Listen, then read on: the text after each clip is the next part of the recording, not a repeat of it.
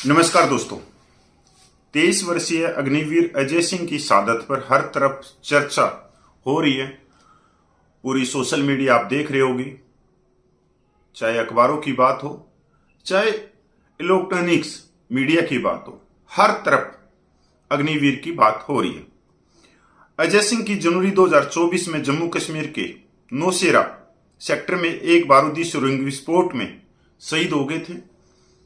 इसके बाद में जैसे ही अग्निवीर का मुद्दा संसद में उठा, उसके बाद में कांग्रेस और बीजेपी आईटी सेल एक दूसरे को झूठा साबित करने के लिए, एक दूसरे को नीचे गिराने के लिए अपनी तरफ से पूरा जोर शोर लगा दिया।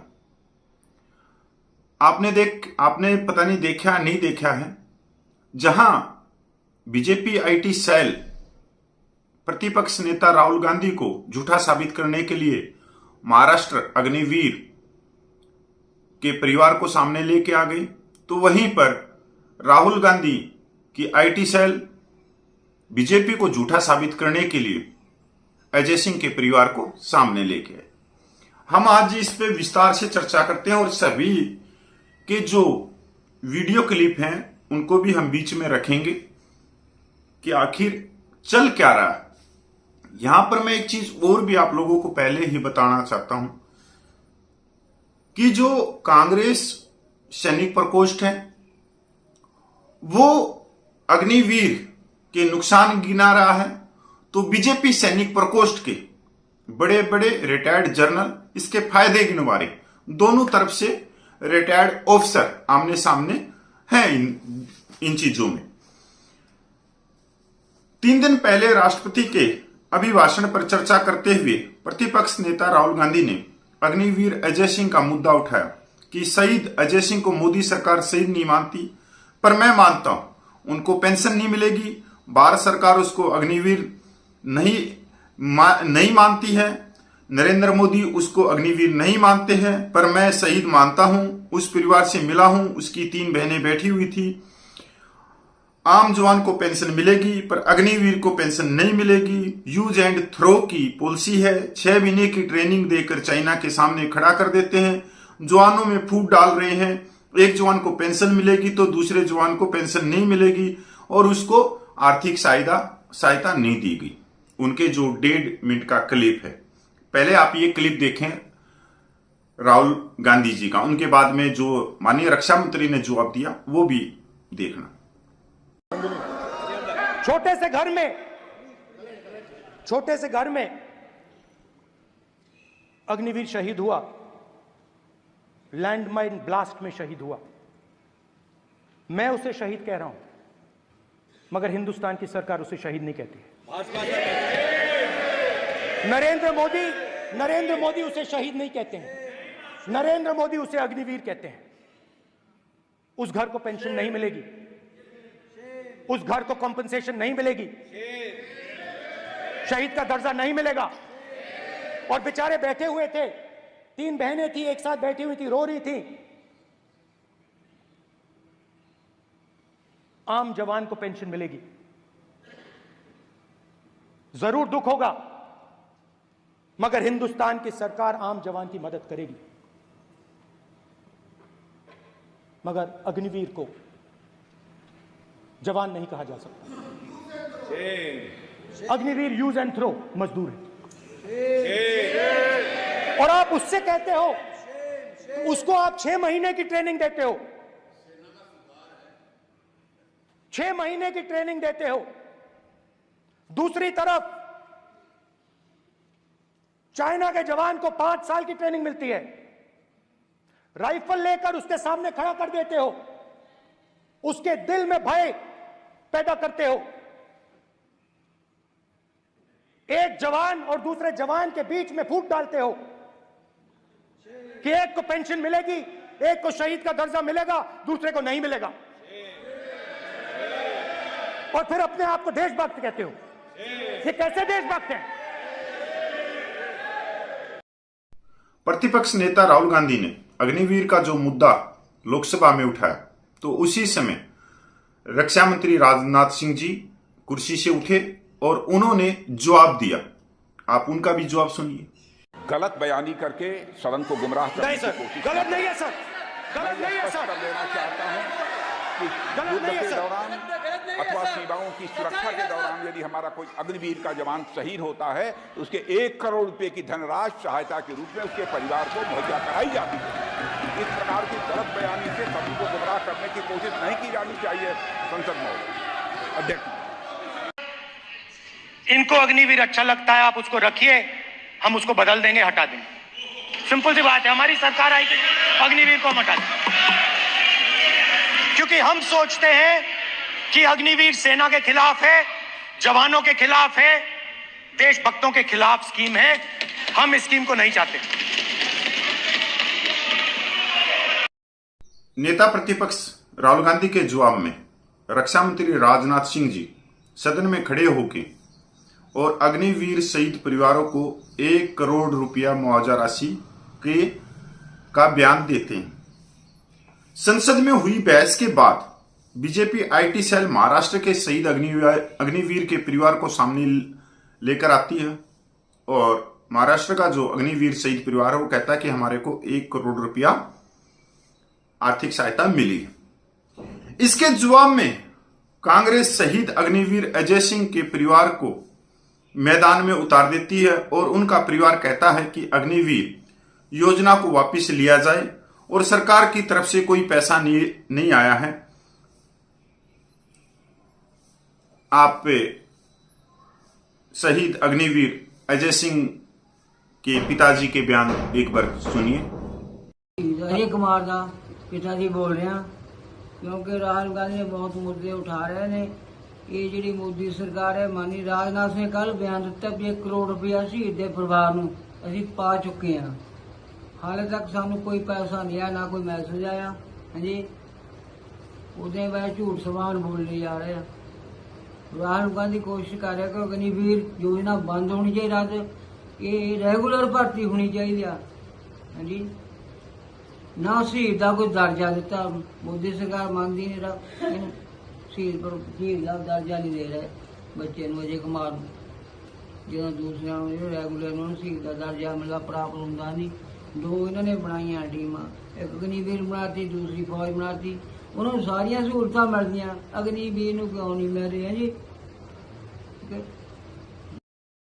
देर रात प्रतिपक्ष नेता राहुल गांधी शहीद अजय सिंह के पिता के बयान को लेकर देर रात फिर एक साझा वीडियो सोशल मीडिया पर पोस्ट कर देते हैं।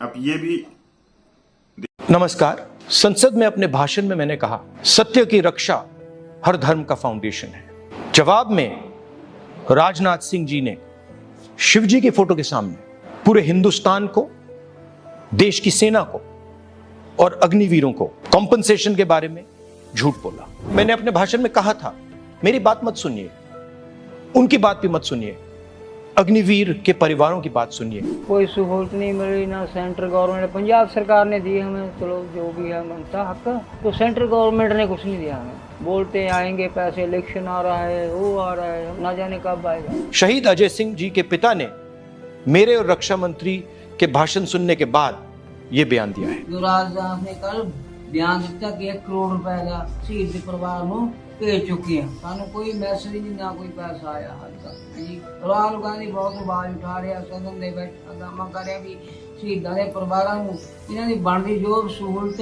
मिलनी चाहिए, अग्निवीर योजना बंद होनी चाहिए, रेगुलर भर्ती होनी चाहिए। रक्षा मंत्री जी ने संसद में शहीद अजय सिंह जी के परिवार से, अग्निवीरों से, सेना से और देश के युवाओं से झूठ बोला है।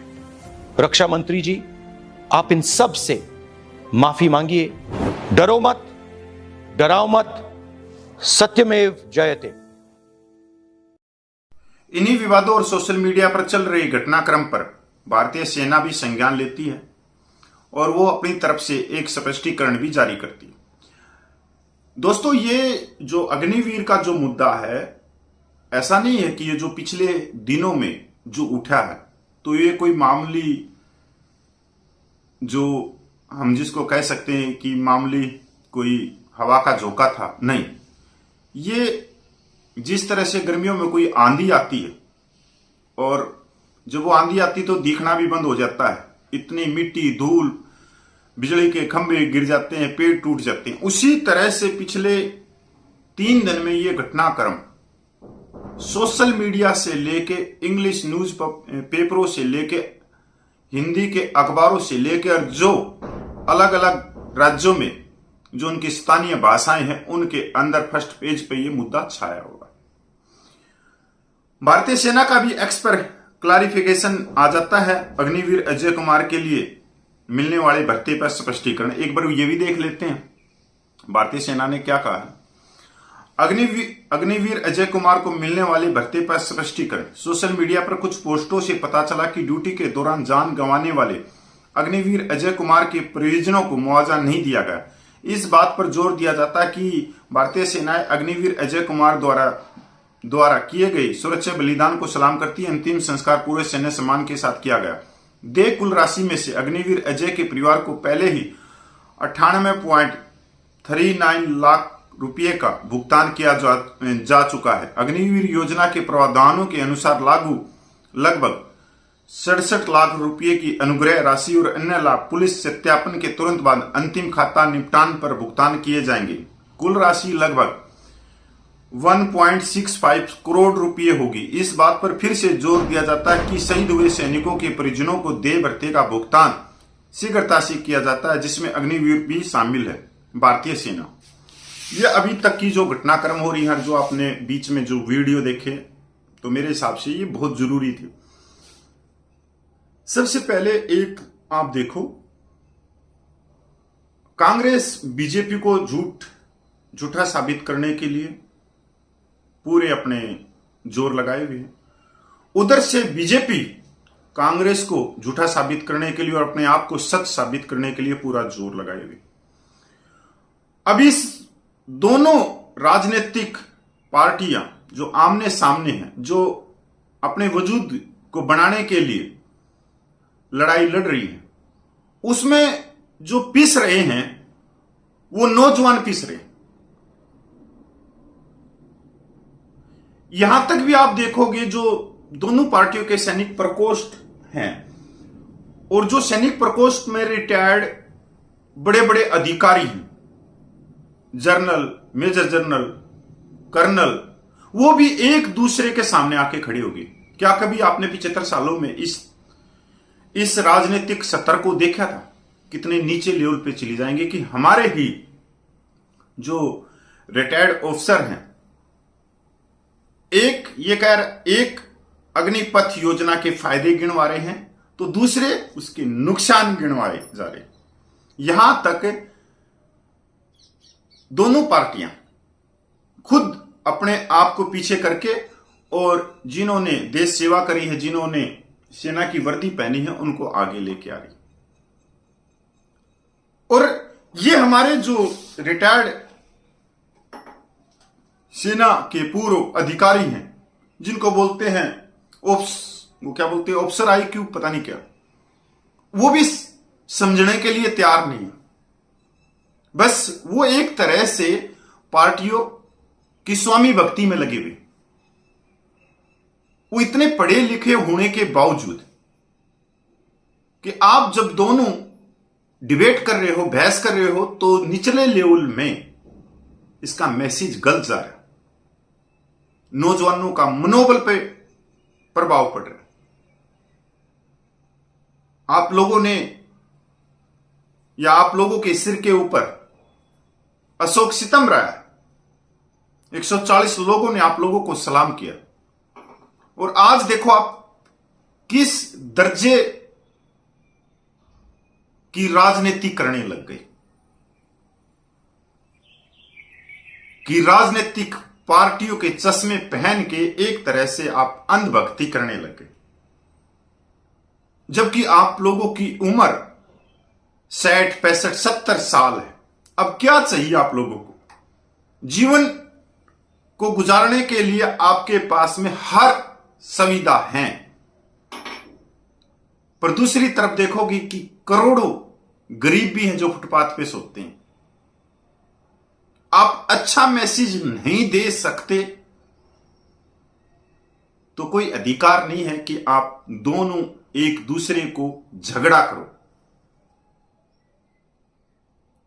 एक बार की बात है कि हमारे मेजर जनरल बड़ी मुछो वाले बख्शी साहब टीवी के ऊपर बैठे हैं और एक राजनीतिक पार्टी वाले को उन्होंने कुछ अपनी आवाज में, क्योंकि वो बोलते इतना तेज आवाज में है, उसको गालियां निकाल दी। अब राजनीतिक पार्टी वाला तो गालियां निकालने में उससे भी बड़ा था, क्योंकि उसके तो खादी के कपड़े थे, सफेद जो कुर्ते पजामे हैं उनके पीछे तो पूरा का पूरा काला होता है नेता। अब उसने जो कुछ कहा, मैं वो क्लिप आज भी यूट्यूब पे, मेरे को बड़ा गुस्सा आया उस राजनेता पे, पर वो बेइज्जती किसने करवाई? खुद हमारे मेजर जनरल बख्शी साहब ने। पर उसका प्रभाव फौजियों पे पड़ा, क्योंकि आप जैसा बोलोगे आईना वैसा ही जवाब देगा आपको। तो ये जो घटनाक्रम चल रहा है ना, आप लोगों के माध्यम से मैं ये कहना चाह रहा हूं कि सरकार ये कह रही है कि हमने सभी से सलाह मशवरा किया। आज सरकार से मैं ये कह रहा हूं हाथ जोड़ के कि अग्निपथ योजना को आप वापिस ले लोगे तो ठीक है, 3 दिन 4 दिन कांग्रेस ये कहती रहेगी कि हमारा दबाव था, हमने वापसी करवा दी। पर 3 दिन के बाद में इससे बीजेपी पार्टी को ही फायदा होगा कि उसने आम जनता की बात को सुना, नौजवानों की बात का मान और सम्मान दिया और योजना वापिस ले ली। अगर फिर भी बीजेपी को इस चीज से भी निकलना है कि कांग्रेस ये ना कहे कि हमारे दबाव में अग्निपथ योजना वापस ली गई, तो मैं बीजेपी सरकार को इतना कहना चाहता हूं कि 28 लाख पूर्व सैनिक हैं। आप कोई फार्म भर के उनके पास में भेज दो, वो कैंटीन में, क्लिनिक में, डीपीडीओ में, सैनिक जिला सैनिक बोर्ड में रोज हजारों की संख्या में पूछते हैं। अगर उनकी तरफ से, पूर्व सैनिकों की तरफ से यह कहा जाए कि भाई अग्निपथ योजना को वापस ले लिया जाए, तो ले लेना चाहिए, क्योंकि उनसे बड़ा विशेषज्ञ कोई नहीं, उनसे बड़ा कोई बुद्धिजीव नहीं है, चाहे कोई बड़ा प्रोफेसर हो, चाहे कोई बाहर देश का बड़ा सा बड़ा अधिकारी हो, क्योंकि उनका जीवन सिपाही में ही भर्ती वो हुए हैं और सिपाही से ही वो नायक, हवलदार, सूबेदार बने हैं। तो वो आपको सच्चाई का मार्ग दिखा सकते हैं, आईना दिखा सकते हैं कि इसके फायदे कितने हैं, इसके नुकसान कितने हैं, आने वाले समय पे क्या प्रभाव पड़ेगा और कहां तक ही जाएगा। तो मेरे हिसाब से आज बीजेपी सरकार को पूर्व सैनिकों के पास में पूछना चाहिए, 28 लाख पूर्व सैनिकों से, और इस चीज के ऊपर वही खुलकर चर्चा कर सकते हैं। क्योंकि अभी तक मेरा यह है कि अगर आज के दिन पूर्व सैनिक, जो छोटे रैंक के पूर्व सैनिक है, रिटायरमेंट हैं, वो भले ही कांग्रेस पार्टी से जुड़े हों, बीजेपी पार्टी से जुड़े हों, बहुत सारे पूर्व सैनिक जुड़े हुए हैं, दूसरी राजनीतिक पार्टियों से जुड़े हुए, पर इनके अंदर एक चीज के ऊपर सहमति है, चाहे वो बीजेपी पार्टी से जुड़े हुए सैनिक हैं या कांग्रेस पार्टी से जुड़े हुए पूर्व सैनिक हैं, वो चीज एक कहते हैं हर जगह कि अग्निपथ योजना वापसी ली जाए। इनका स्टैंड बिल्कुल क्लियर है। ऊपर जो सैनिक प्रकोष्ठ हैं बीजेपी और कांग्रेस के, उनका स्टैंड बिल्कुल क्लियर नहीं है, क्योंकि वो अपनी स्वार्थ होता है, कोई राज्यपाल बनना चाहता है, कोई सांसद बनना चाहता है, तो उस हिसाब से वो जो देश की आंखें खोलनी चाहिए उस तरह की वो राजनीति नहीं करते, वो तो खुद की स्वार्थ की करते हैं। जय हिंद, वंदे मातरम।